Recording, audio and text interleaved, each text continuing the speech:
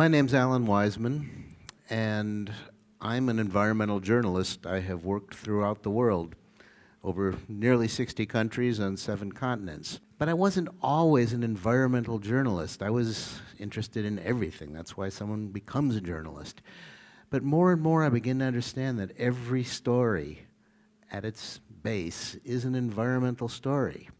Or to think of it another way, if our environment doesn't work, all of our political science and our economics and our culture won't even exist.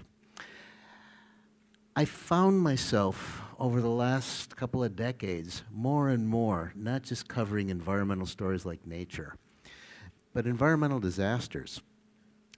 I went to Antarctica to look at the ozone hole. I went to Ukraine for the Chernobyl nuclear disaster. I've been to the Arctic, where everything is melting, and to the tropical rainforests that are being cut down or burned down. And after a while, I began to understand that all of these different disasters were not separate, but they were connected, and what they were connected through is what we human beings do. So I decided, since I'd been able to see so much of this stuff, that I should bring them all together and write about what is really a global environmental crisis. The problem is that who wants to read about a global environmental crisis? It's scary. It's depressing. People don't want to read those kinds of books that say that if we don't change, maybe we're all going to die. So I thought about it for a while, and finally I decided maybe what I should do is write a book in which I just kill everybody off right in the beginning, so we don't have to worry about that anymore. But through the magic of literature, we get to hang on and see what happens, how nature would behave when it doesn't have all the pressures that we put on it every day.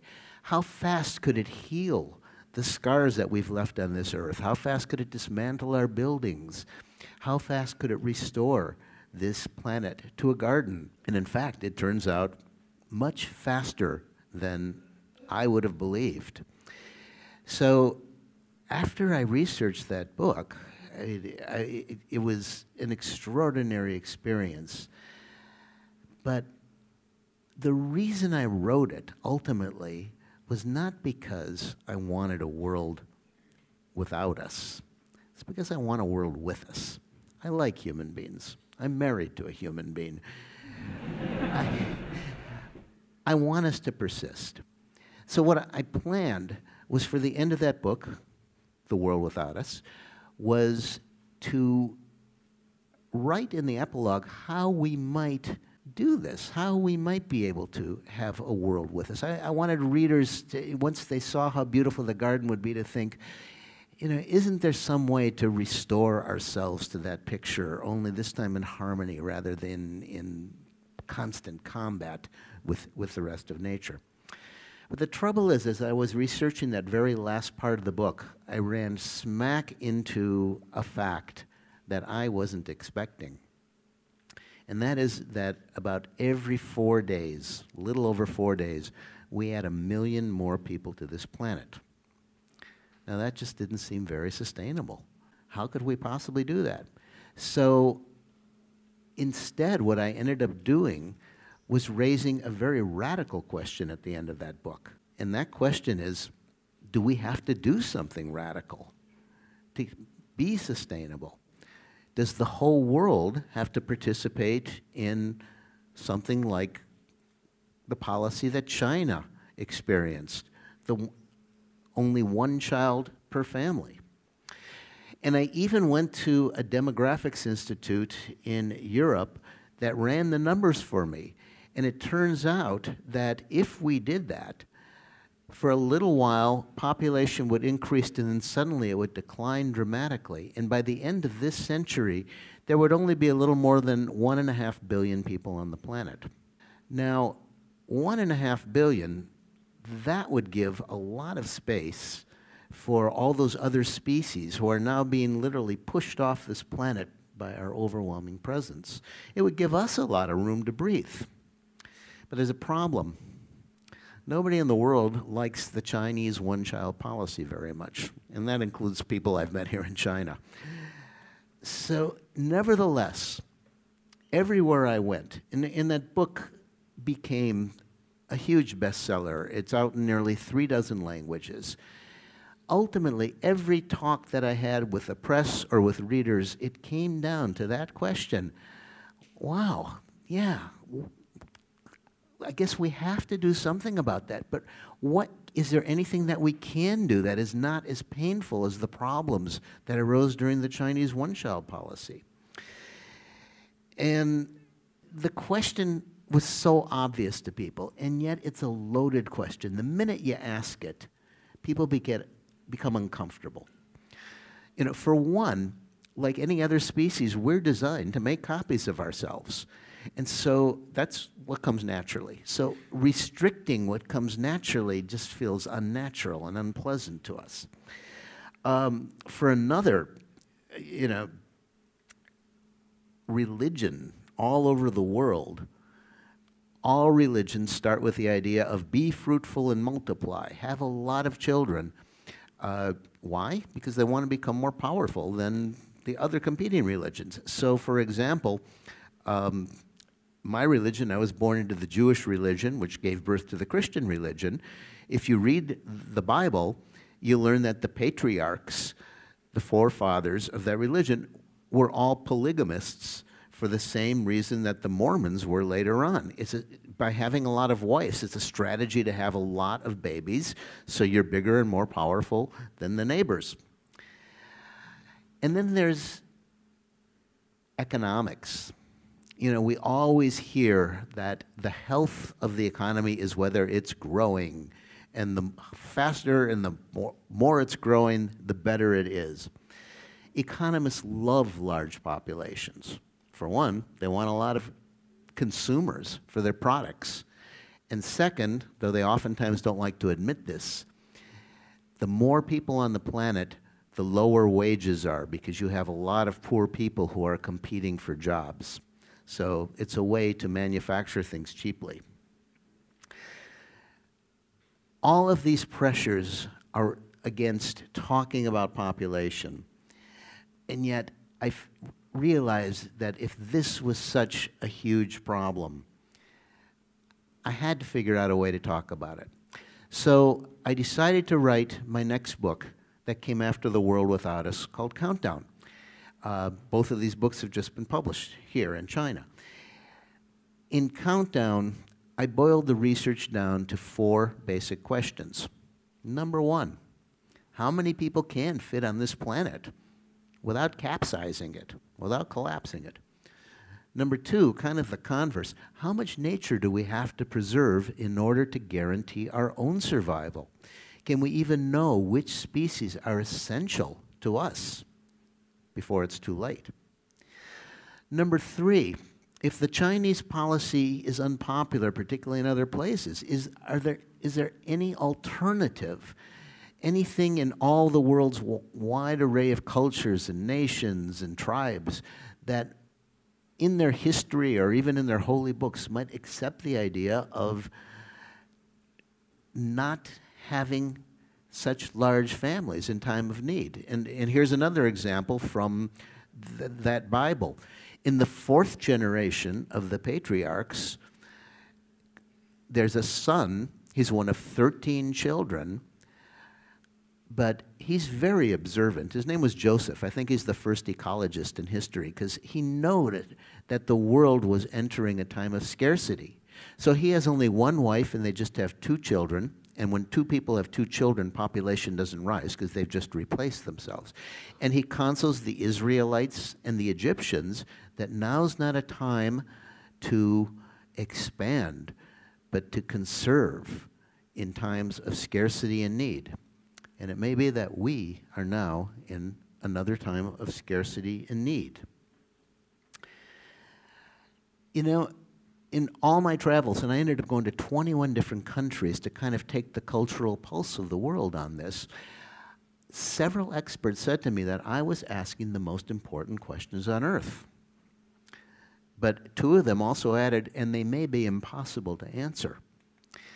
And my response was, I'm not an expert, I'm just a journalist. But if someone tells me these are the most important questions on Earth, we'd better try to answer them.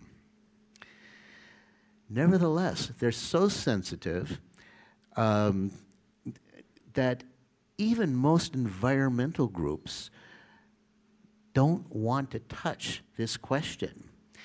And yet, I've got a chart here that I want to show you that is going to give you an idea of how serious this question is. What you're looking at is human population growth, and you can see that suddenly the line goes straight up. Now, what you're looking at, that's the most abnormal population spurt in the history of biology. And you and I were all born right on that vertical line. So when we look outside and we see sprawl and we find ourselves in crowds, in incredible traffic, that seems normal to us. It's not. Nothing like this has ever happened before. Now, how did it happen? Why did it happen? Well, that long flat line, that's about 98% of human history. And just like any other species, we died off about as fast as we were being born. People had a lot of children because most of them didn't survive. I mean, most babies, more than half the babies did not survive long enough to have children themselves. And the average life expectancy on the planet was about 40 years. But then you can see around the year 1800, the line begins to curve up. What happened then? A vaccine for smallpox. And suddenly, we were healthier. That was followed by pasteurization of milk, more vaccines, eradication of certain insects that caused the disease, and suddenly most babies were surviving, and people were living longer and longer. I mean, we've almost doubled our lifespan now. So that means population began to grow. So we crept over 1 billion. And then by the beginning of the 20th century, we were a little over 1.5 billion. And then that's when the line shoots straight up. And that happened for two reasons, both of which sound, at first, just as nice as improved medicine. I mean, everyone over 40, like myself, has nothing against medicine. The first thing that happened is the most important invention, the most influential invention in the history of humankind, and I had never even heard of it until I started researching this book. I think most of you probably haven't. Something called the Haber-Bosch process. What it means is a way of taking nitrogen, which is an essential nutrient for plants, taking it out of the air in limitless quantities and spreading it chemically on the land. Artificial nitrogen fertilizer completely changed the amount of plant life that can grow on this planet. To give you an idea how influential it is, 40% of us would not be here without artificial nitrogen fertilizer. So population started to really rise. And even though we had a couple of world wars, by the middle of the 20th century, population was rising so fast that it was even outstripping nitrogen fertilizer, and parts of Asia, like India and Pakistan, were about to collapse into famine. And then came the next great miracle. We know it today as the Green Revolution. It was the design of crops that could produce much more grain of corn or wheat or rice per plant. The Green Revolution greatly multiplied harvests. And people thought that this was going to solve hunger on the planet. But in fact, when the founder of the Green Revolution was awarded the Nobel Peace Prize, because he is considered the man who saved more human lives than anyone on Earth, he warned people that there was going to be a problem because he understood the paradox of food. The more food you produce, the more people survive to give birth to more people who grow up and give birth to more people. And as a result, that vertical line, we have quadrupled in 1 century. at the end of his Nobel acceptance speech, he said, unless the forces for food production enhancement and population control work together, we are going to have a terrible problem by now. And I saw this when I went to India and Pakistan, the two places where the Green Revolution was first tried out. India, as most of you know, is about to surpass China as the most populous country on earth. And I went to the Punjab, the region where they grew all this food, the wheat, and I had one of the saddest days of my life as a journalist, because instead of talking to farmers, I was talking to widows of farmers.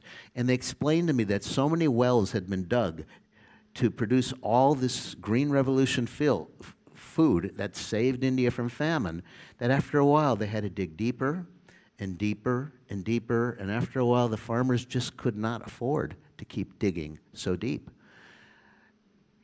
And farmers began to just simply give up and commit suicide.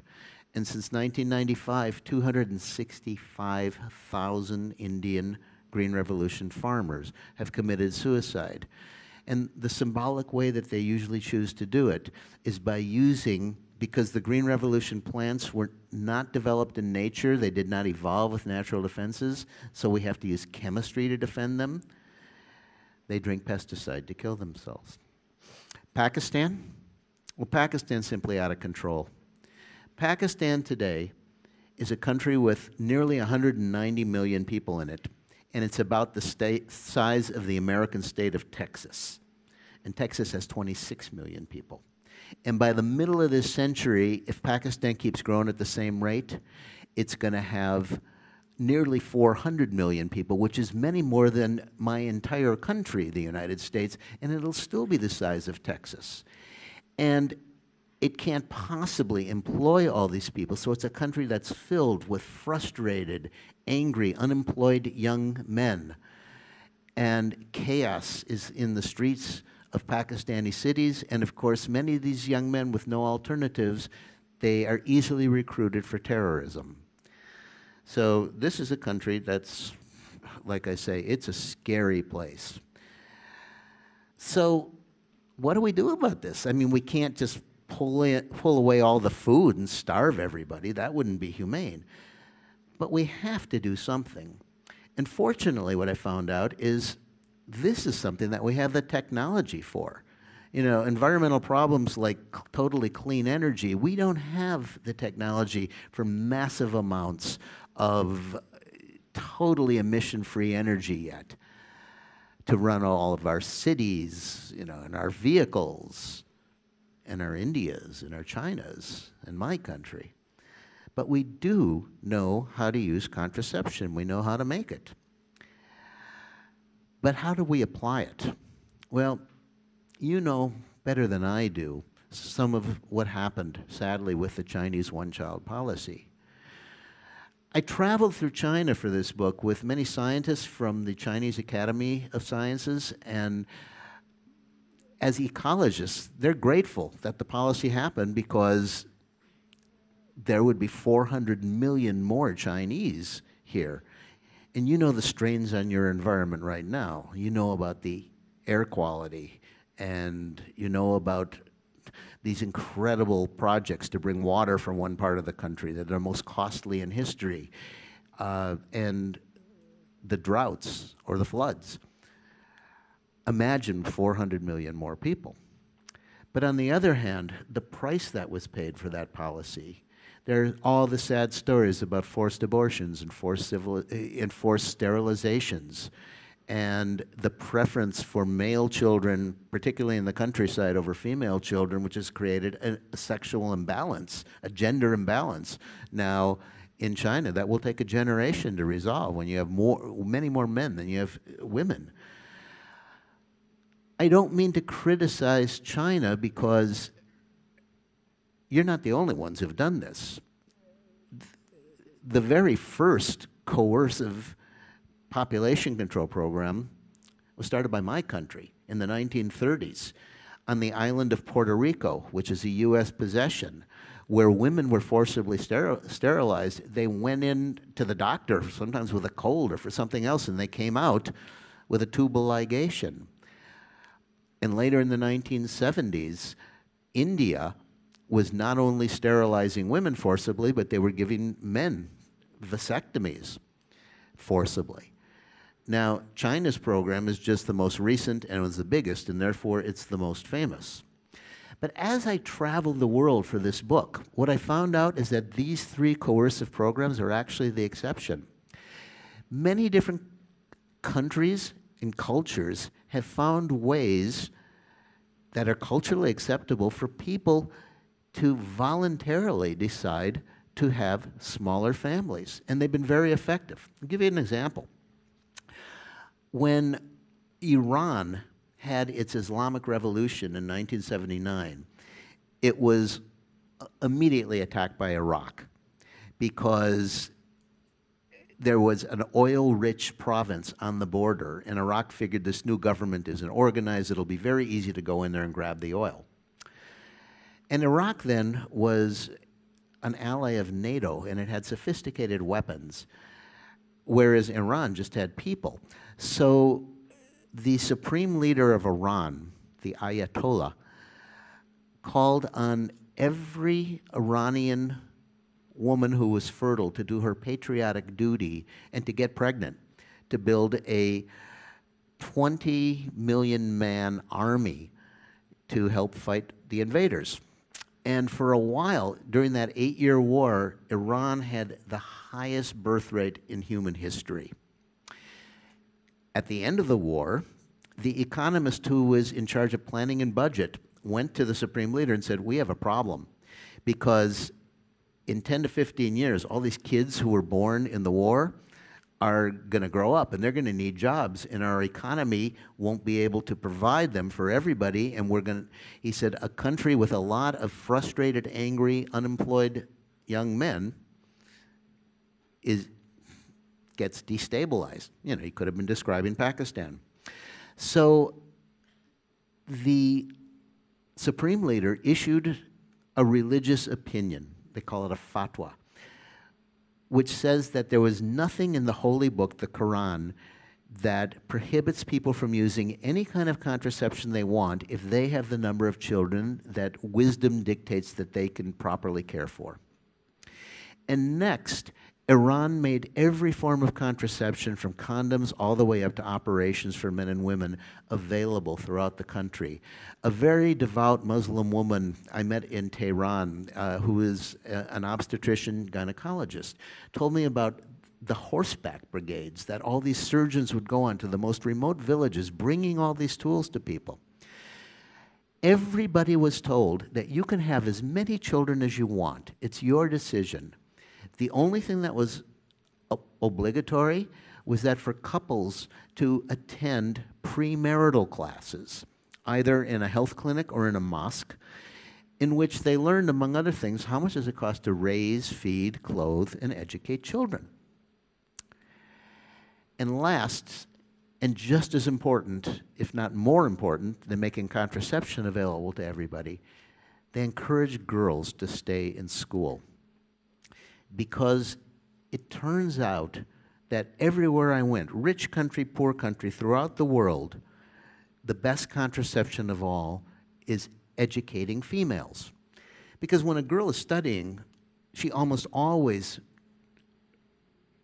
does not get pregnant. She postpones her pregnancies while she's in school. And when she's done with school, she's got something interesting to do with her life, and she's got a useful degree that she can help earn money for her family. But it's really hard to have a job when you have 7 or 8 children. So all over the world,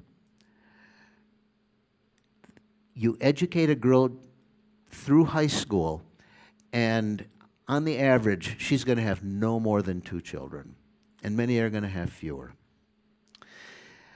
I have other examples in the book. Thailand, a Buddhist country. Once again, it was an economist, like in Iran, who realized he was working in development, and he realized that the economy of the country will improve but only for a while when it gets overwhelmed by too many kids. And he sees in every village all these children. So he started implementing development programs by handing out condoms. And of course, people thought he was crazy. What's a condom have to do with this?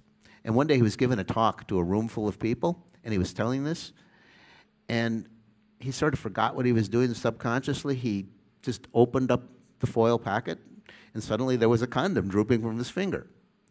And everybody started giggling, like you started to giggle. So then he did what boys do inevitably. He put it to his mouth and he blew it up into a balloon.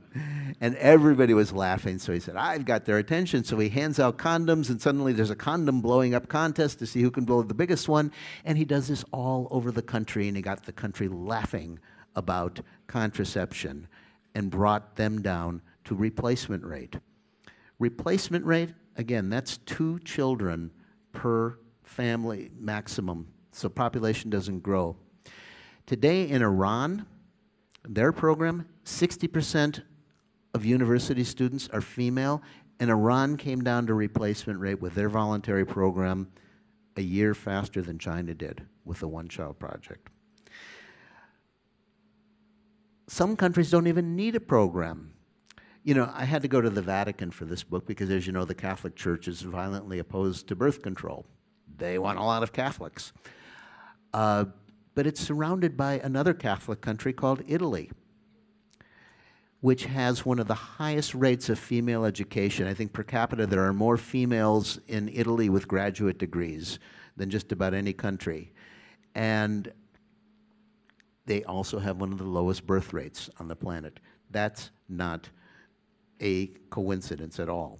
And even a poor Catholic country like Mexico, they used, what's the favorite thing for Mexicans if you've ever been there? Everything stops when the soap opera comes on television at night, the telenovela.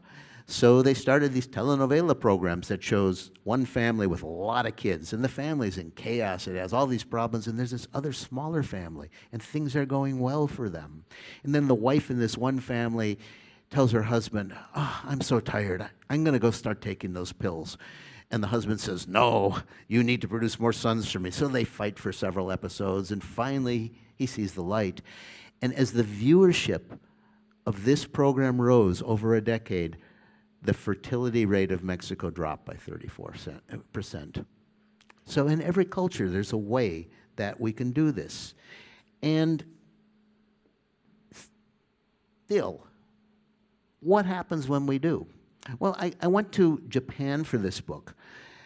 Japan is the first developed nation that has a population that's already shrinking. And the reason is that long before your one-child policy, Japan had a population control policy because they lost World War II, their economy was in ruins, people were starving, and they didn't want to watch any more babies die of hunger, so they legalized abortion. So today there's a much smaller generation taking the place of that last overgrown generation that died off. And of course, Japan was so overgrown, they attacked China in the 1930s because they wanted to expand into Manchuria. So today, Japan is shrinking, and as that population drops, economists are getting really, really worried. And you've heard these things because the same questions are arising here in China right now. When we have just a few young people being born, who's going to take care of all those older people? And if we're not growing, what happens to GDP? Well, the fact is, if a country's population comes down and production comes down, GDP will come down. But you know what? Nobody here cares about GDP.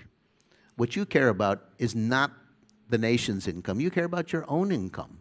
And it turns out, as a Japanese economist explained to me, that personal income does not have to drop just because the national income drops, per capita income. In fact, because there are fewer workers being born, they're more valuable. So their wages, either don't drop or they actually rise. And when wages rise, that means that the rich people don't have all the money. Much more of it comes down to the rest of the country. And when it comes down to the rest of the country, everybody's happier, and they can afford to buy things, and the economy actually ends up benefiting from the smaller population. But what about taking care of all those old senior citizens? Well, it happens that, you know, you've got this sort of pyramid where you've got a few young people here and a lot of old people. And for a generation or so, that's going to persist. It's a transition that China is already entering. And we're going to have to help take care of those old people, your country and my country. But frankly, you know, as an American, I know lots of things that my country wastes money on that for a generation or two would be much better applied towards helping take care of senior citizens. Because after a generation or two, when the big group dies off, then there'll be fewer to replace them, and that pyramid is now shaped like a box, and you have a much better balance between the ages. So the problem is temporary. But getting through the problem, yeah, that's something that we have to do, and I leave it to you to think of what your own country does that might be best prioritized in taking care of old people. Somebody once said to me, when we were talking about this question, you know, when you've got a country with a lot of old people in it, old people are pretty peaceful. So one of the things that you can save money on is waging wars. I wish that the leaders of my country would learn that lesson. To do this, not only do we have the technology, but the technology is cheap. It would cost to provide contraception for everybody in the world who wants it about $8 billion per year. And that's what my country was spending per month during the last decade for those wars, those needless wars in Iraq and Afghanistan. So what I'm hoping in the future is that all countries will contribute to make sure that this is accessible to people, because right now 80% of the funding throughout the developing world for contraception comes from the United States. And that's actually a dangerous situation, because if someone else wins the next election other than someone from President Obama's party, they want to cut a lot of that funding. And just a half a child per woman more in the world, we wouldn't be headed to 11 billion by the end of this century, which is a very dangerous number. We would be headed towards 16 billion. We're not going to even make it to 11 billion. Nature doesn't let any species grow beyond its resource base. Eventually, there's a population crash. However, if we make contraception available to everybody, instead of 11 billion, we would be headed to only 6 billion. And if we make female education universal throughout the world, you can knock another billion off of that, probably another 1.5 billion. Now, I just want to end with one more thought, and this is about the economy also. How can we have a healthy economy when the world becomes more and more unstable? In the 1950s, the Allied general who was the victor in World War II, General Dwight D. Eisenhower, became the President of the United States. And one of the first things he did was to appoint one of his generals from the Allied command to a commission to study what was going to be the biggest sources of global insecurity in the post-war era. And 2 years later, that general reported, and the president told the country, by far the biggest threat to global security would be overpopulation. And that general spent the rest of his life devoted to population questions. When I went to Pakistan, I understood exactly what they meant, because don't forget, Pakistan, with all of those incredible problems, is also a nuclear power. And they're the reason why North Korea now has a nuclear bomb. But there are two more reasons why our global security is threatened. One is, people oftentimes ask me, well, what about, is it really population? Isn't it just consumption? Like if people consumed less, more of us would be able to fit on the planet? Well, it turns out that the two biggest products of consumption are energy and food. And energy, ultimately now, 80% of it comes from some kind of fossil fuel. Even if we decided to convert tomorrow to wind and sun, we would still need fossil fuel energy to mine the metals and to make all of the solar panels, et cetera. And it would take decades before that balanced out with the clean energy and we really had zero-emission energy. Today, there are 400 parts per million of carbon dioxide in the atmosphere. The world has not seen this number in 3 million years. It has happened very suddenly. It's just happened in the past century and a half.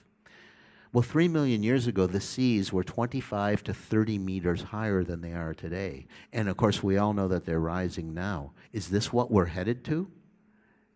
Unless we start bringing carbon dioxide contributions to the atmosphere down? And also, we know that carbon dioxide gets absorbed by the seas, and it's changing the chemistry of the seas. While I've been in China, I've been eating some of the best seafood on Earth. And that depends on the sea chemistry that those fish and those creatures evolved into. The last thing, though, is food itself. We're all addicted to it. Half the land on this planet that isn't under water or under ice is now devoted to feeding just one species. That's our own. That means that we're pushing other species off the planet. And we won't know which ones we needed until it's too late. But if over 2 or 3 generations we bring our population down gradually, we can adjust economically, we can save those species, give them room, we can clean up our air, and with all those educated female, we'll have many more brilliant minds to help us develop the clean technologies to do so. Thank you very much.